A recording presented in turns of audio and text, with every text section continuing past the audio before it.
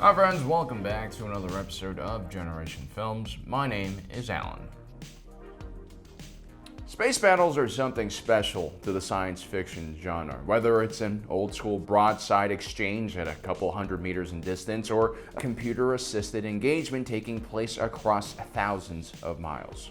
Seeing huge ships duke it out in vacuum is epic. It's not something you could see anywhere else. But at the same time, it's those large moments that make us miss the more intimate moments going on in the battlefield. We're talking about those direct struggles, close quarter combat, with survival determined through tests of personal skill and determination rather than range, firing rate, and hull integrity. Thankfully, humans are sentimental creatures, and the ingenuity that first inspired us to attach battering rams to our wooden boats didn't fade with time. The boarding action is science fiction's answer to the grappling hooks and swinging ropes of old.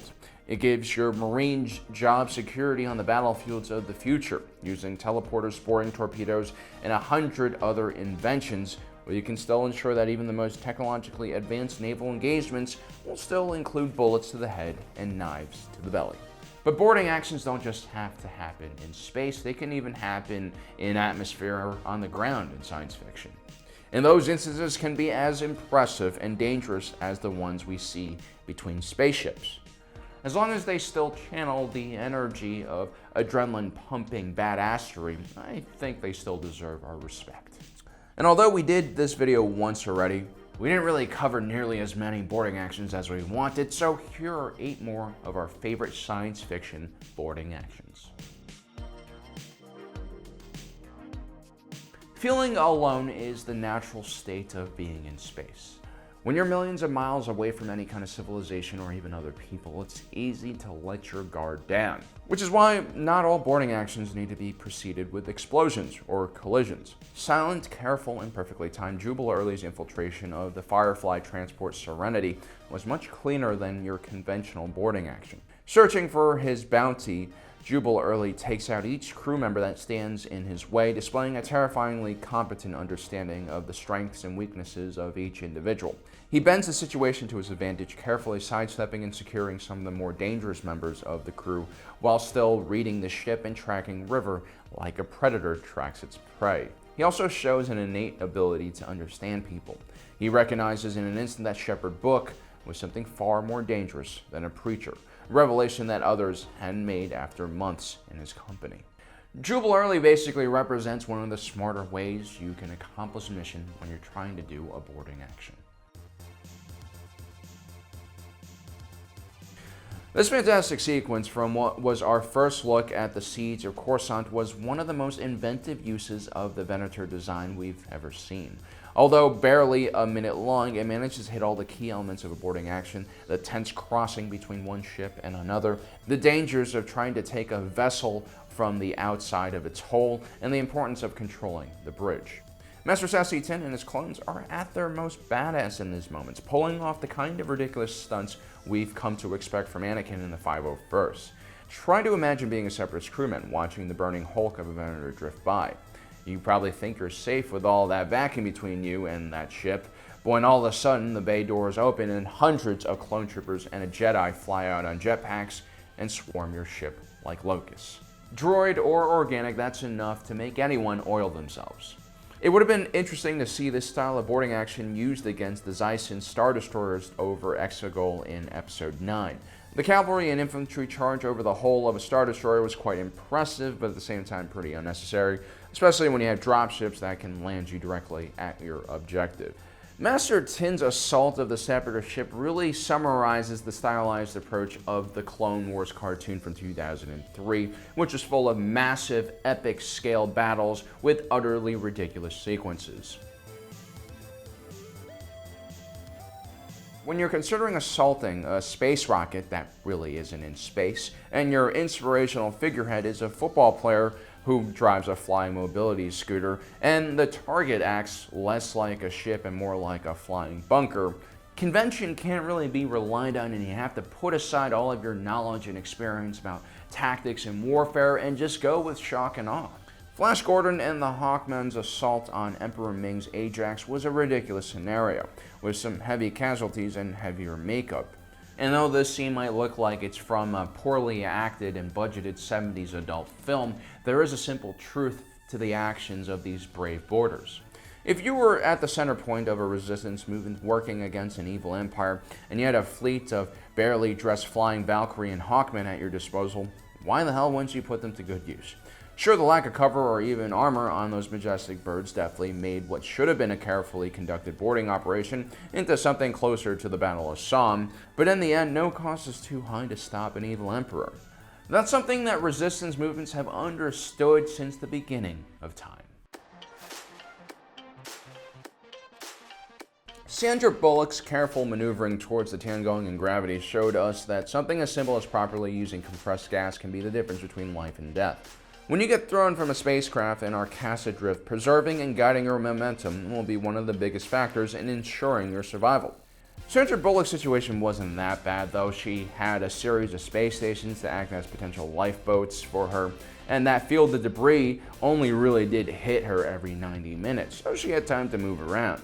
So imagine if the only place you could board was some type of ghost ship that might be connected to another dimension full of demons and was potentially sentient and has already driven at least one crew member insane. That's exactly what happened to Mr. Cooper when he found himself thrown away from the wreckage of the Lewis and Clark.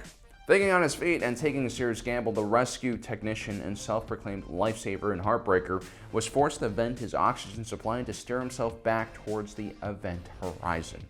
Without a proper navigation system available for him, he used his own skill and awareness to basically pilot himself back onto this nightmare-ridden ship. A move that turned out not to be the best possible action he could have taken because the demonically possessed Dr. Weir ends up trying to kill him when he finally reaches the ship anyway. Now, this scene takes advantage of a very common trope we see in a lot of these sci-fi movies, and that's the fact that a lot of these ships have massive windows that are kind of unnecessary. Looking at you, Warhammer. So why wouldn't you, as a potential boarder, attack those windows? Why would you go for the hole or an airlock when you have an easy-to-break window? And if your enemy has an itchy trigger finger, they'll even open that door for you. Under extreme pressure, Mr. Cooper channeled the spirit of one of the most famous A-Wing pilots in the Rebellion and came to this realization. Whereas an umbilical passage can be broken in half or split or detached, and an airlock can obviously be booby-trapped, windows always are going to stay open when you blow them out. In-atmosphere boarding attempts are just as difficult, if not more difficult, than space boardings because a lot of times you're dealing with air resistance, gravity, and a lot of different things. In their rescue operation of Bane, the men of the League of Shadows were quite impressive. The insurgents used the verticality of open air to come at the CIA operatives from all angles, overwhelming a team of highly trained soldiers in a matter of moments. When you're inside of a plane, the last thing you're going to expect is for someone to attack you from the wings of the plane and from the outside of the plane. And also, if you have a firearm inside of a plane, you're pretty much trained to be very careful at who you shoot at. And you definitely shouldn't be shooting at windows. Using the wind dynamics unique to atmosphere engagements, the League of Shadows crippled the first plane by attaching grappling hooks to the smaller aircraft. The League of Shadows must have had an incredible pilot in their cockpit who was able to pull off such a stunt without sending both airplanes crashing onto the ground. It's a real testament to the kind of recruitment that the League of Shadows does. Likewise, getting both Bane and the Doctor out without a scratch despite the intense fighting, not to mention performing an emergency blood transfusion and resuscitation in the middle of all this, just goes to show you how ridiculously skilled these people were. They then dragged the plane with them just long enough to safely extract their target and disguise the true nature of the crash. At the end of this operation, the CIA are convinced that Bane is dead and it was just an innocent plane crash and nothing more, which allows Bane to take over Gotham City quite easily. We all make hasty decisions under pressure, and these usually aren't the best course of action that we can take. When that pressure is coming from, say, 10 tons of bullet-spewing metal racing towards you and your friend while you're hanging on the side of a truck, it takes some serious decision-making skills and instincts to make a good call. During the chase with Immortan Joe back to the Citadel, Max made the snap choice to save Nux, a choice that relied on stunning timing, impressive physical strength, and balls so big, it's a wonder Tom Hardy was able to stop himself from being dragged underneath. a moving vehicle. Some solid reactions from the Warwick's crew helped turn this potential disaster into a shocking success, with the bleeding out Furiosa somehow managing pace without causing a collision, and supporting fire from the Valkyrie, removing the gunman on the People Eater's car, letting Max pull himself over the hood and into the cabin. In a true spirit of being a tank RPG class, Max gets shot endlessly, taking an arrow to one hand and a bullet to the other. And somehow he still manages to control the vehicle while using a corpulent cannibal as a human shield. With the immediate threat neutralized and their new shiny ride taking hits from the rest of the war convoy, Max shows us the further advantages of recycling organic materials and uses the People Eater's still warm body as a brick to keep the pedal on the metal, while a gasoline-laden truck drifts into the rest of the convoy, making a superbly effective fireboat. Like everything else in the Mad Max world, nothing is ever clean or that efficient. But hell, the end result is epic and a heart-stopping spectacle that any metal band would have been proud to have in their music video. A prison break is pretty difficult at the best of times, the best of times being a prison that isn't moving around and surrounded by cold vacuum. When the prison in question is actually a prison ship en route between star systems and the cost of being discovered would be death and overwhelming hostilities, the operation then becomes an interesting blend of boarding action, infiltration, and heist, all rolled into one. The crew assembled for this job was a tour de force of specialists with a mix of offensive capability, defensive competency, and infiltration expertise. The Mandalorian's Razor Crest was the perfect gunship needed for this stealthy insertion and extraction, fast enough to get away when needed, tough enough to stand up in a fight, and completely unregistered on any database in the New Republic or the Empire. As much as the Mando would hate to admit it, the droid sitting in the pilot seat during the first phase of the boarding action performs a mechanically flawless approach and perfect docking procedure. The mercenaries then blast through the defenses on the other ship, carrying out a textbook boarding action, highlighting the capabilities and strengths of each member of the team. It's a shame that it turned out to be a trap for Mando. Up until the standoff with the ship's only organic crew member, this operation was going pretty perfectly. Although they managed to cage Mando for a short time, he eventually does break his way out and begins stalking each one of these dirty ROTC as they hurry to escape the incoming New Republic squadron sent to capture them. The prison ship became a maze to divide the team, a series of traps that really shows us what a boarding can involve if you give someone else control of the doors. Although it is a shame that Mando limited himself to non-lethal countermeasures. We're not saying that sucking out the atmosphere to a section of the ship or releasing some of the most unstable prisoners onto your former crew would have been a good thing to do, but it's important to cover your tracks. You certainly don't want anyone following you back home and murdering your cute little baby Yoda. Clay Ashford's hunt for Marco Zannaro's basically showcases some of the more brutal aspects of a boarding action in space.